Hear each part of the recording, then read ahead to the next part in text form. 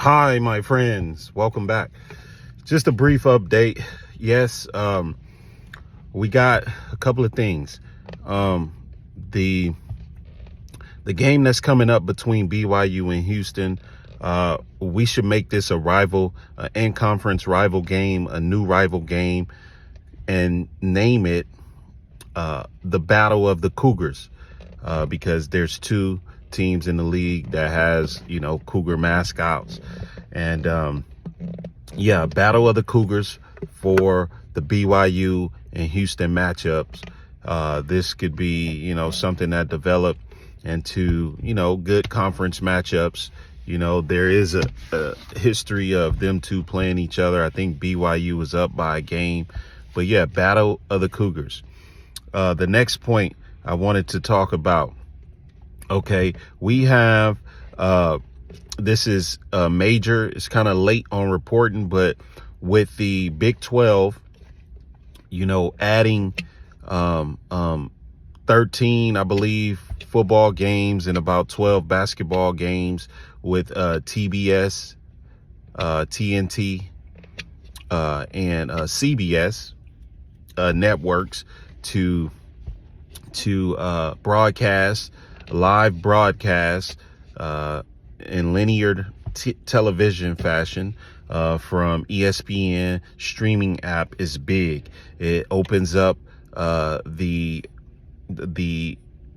market for the Big 12 to generate more revenue, gain more ratings, as well as solidify the conference as the Power Three, because this is what determines these things. And I understand, winning is important, but I can clearly see the Big 12 in the national title game, or should I say the NCAA title game this year. Unfortunately, there was a couple of things last year that prevented them, like injuries and cannibalizing each other.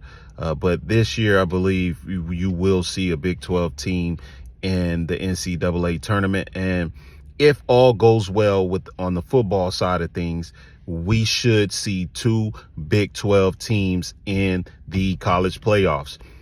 Anything else would be uncivilized. We already know that there's biases going on. Yes, we already know that it's not making sense how teams like SMU is ranked in front of BYU when they clearly beat them. If there was a decision to make, the strength of schedule, BYU only have one loss. Yes, it was one loss to Arizona. But the point is, a loss is a loss, and they both have them. So there's no way that BYU should be behind SMU, period. And Colorado is definitely, based off of their strength of schedule, based off of what they have been doing consistently for the past 7 games, they are deserving a spot in the playoffs. And yes, I do have BYU and Colorado in the Big 12 championship, and I believe both of them should be in the Big 12. In the playoffs. If BYU win, they should be ranked, and this is the order in which it should be. BYU should be ranked as the highest champion, conference champion, that gets the bye week at the 4th seed. And then BYU should get an at-large bid. Not BYU. Colorado should get an at-large bid for their dominance and gameplay in the Big 12, as well as they are peaking and they are, well-rounded with Shedeur Sanders, Travis Hunter, so on and so forth. You got the Heisman Trophy candidate playing on that team. They won the past 7 games, and I'm pretty sure they're going to close out this season. Yes, they have 2 losses, but they deserving, even if it's the last slot, number 12 in the playoffs, they are deserving an at-large bid in the playoffs, and BYU should be getting that 4th highest ranked seed in the Big 12. So BYU and Colorado definitely deserve to be in the playoffs this year. All they got to do is win out, which I'm pretty sure they will. And far as who's going to win the championship game, it would benefit if BYU win. But what if Colorado win? Either way, those two teams definitely should be in the playoffs. And to be honest with you, if you have, this is what I believe should occur anyways, okay? You have the Big 10, the SEC, the Big 12, and the ACC, okay? Yes, we know these conferences are large. They have 16 plus teams, and these are too many teams to be leaving anyone out or saying that their competition is not valued at any stretch of the imagination when they're playing and competing at these levels. So for one to do that would be a disaster, a marketing disaster to do that. And you can't always have the Big 10 and the SEC overloading the slots in the playoffs, out of greed and, and biases, and saying that they the only ones that are competing at this level, which is not true. Clearly the Big 10 has been left out of the 2-team playoffs before, and we don't think the SEC ever been left out. And that is what increases their odds of winning national titles. Is, of course, is just basic numbers. If you are always having a shot at getting to the national title game, 10 times out of 10, it's a good chance you're going to win 10 times out of 10. Unlike when you're leaving teams out, the opportunity is not there for them to even compete in a national title game. So that's the problem we have. And that's the issue, okay?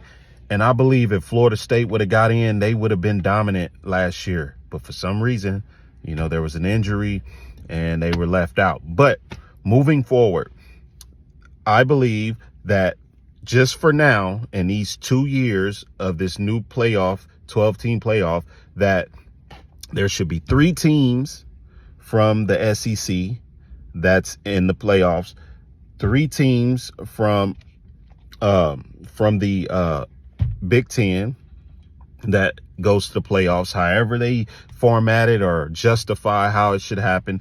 2 teams from the Big 12, 2 teams from the ACC, the group of 1 team from the group of 5, and whoever else. And that covers 12 slots, okay? That's how it should be. It's transparent. It's the makeup of the power conference, distribute fairly and evenly, and everybody has a chance to show what they got to get to the national title game. And yes, it's about TV ratings and revenue, but it's also about integrity, and it's also about we dealing with young students and learners here, and that they should also have dignity in what they're playing for. Them just getting injured and spending all their time doing all of this, all for what? Nothing. So yeah, it got to have a balance. There has to be balance. You got the NIL, you got the revenue sharing, you got the playoff format, and you got these kids out there playing as they always have.